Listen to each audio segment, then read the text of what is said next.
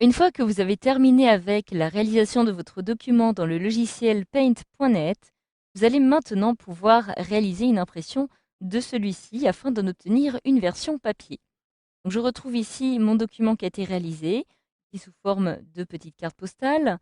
Pour réaliser une impression de cette image, il me suffit maintenant de me rendre tout simplement dans le menu Fichier, puis de cliquer ici sur Imprimer.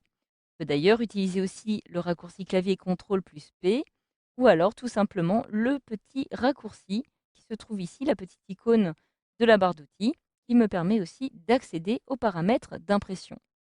Alors automatiquement, je vais retrouver ici, dans cette petite boîte de dialogue, les différents paramètres que je vais pouvoir ici choisir, à commencer évidemment par le type d'imprimante que je souhaite utiliser.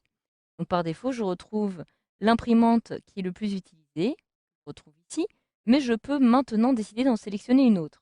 Pourquoi? Tout simplement parce que l'imprimante sélectionnée va me permettre de sortir uniquement une photographie en noir et blanc. Pour obtenir une version couleur, je choisis plutôt celle-ci par exemple, et automatiquement, je vais avoir ici quelque chose de différent. Par la suite, vous allez pouvoir évidemment choisir le format du papier utilisé.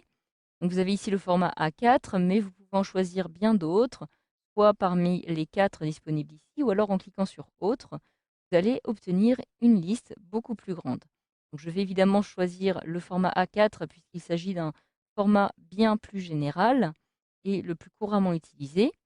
Une fois que vous avez choisi le format de papier que vous allez utiliser, vous allez pouvoir choisir par la suite le type de papier.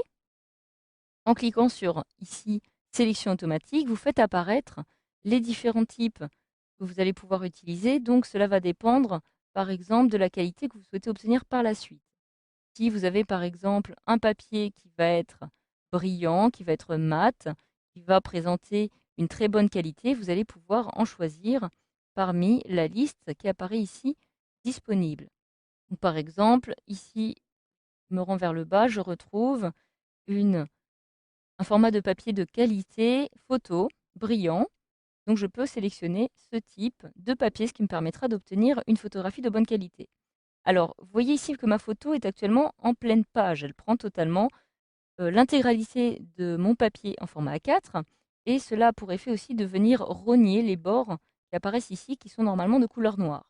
Donc voilà, par la suite, évidemment, comme vous choisissez le type de papier, vous pouvez spécifier ici la qualité, qualité brouillon, standard ou élevé. Je choisis évidemment élevé pour une meilleure qualité. Alors actuellement, j'ai ma photo qui apparaît ici dans la petite zone d'aperçu, mais comme celle-ci apparaît dans l'intégralité de mon format papier A4, cela a pour effet aussi de venir rogner les bords noirs qui apparaissent ici sur les côtés. Donc ce que je vais pouvoir faire maintenant, c'est venir modifier la disposition de ma photographie dans mon document. Là, je me rends à droite pour sélectionner ici la disposition que je souhaite. Donc par exemple, vous voyez que si je sélectionne ce type de disposition-ci, j'aurai une photographie qui sera un petit peu mieux positionnée. Je peux aussi choisir celle-ci. Donc dans quel cas, je pourrais par exemple en imprimer 2. Et vous allez pouvoir vraiment choisir ici le type de disposition de votre choix. Vous pouvez même ici choisir le mode planche contact si jamais vous souhaitez réaliser une impression de plusieurs petites images comme ceci.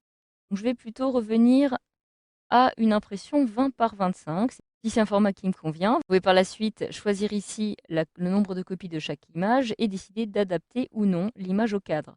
Donc évidemment, en décochant cette option, cela me permet de faire apparaître à nouveau les petits bords noirs.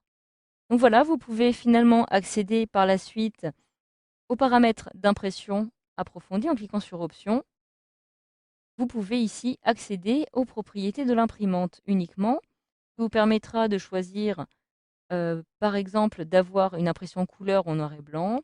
Vous retrouvez ici la disposition en format portrait ou paysage que vous pouvez ici spécifier. Donc, je clique ici sur OK.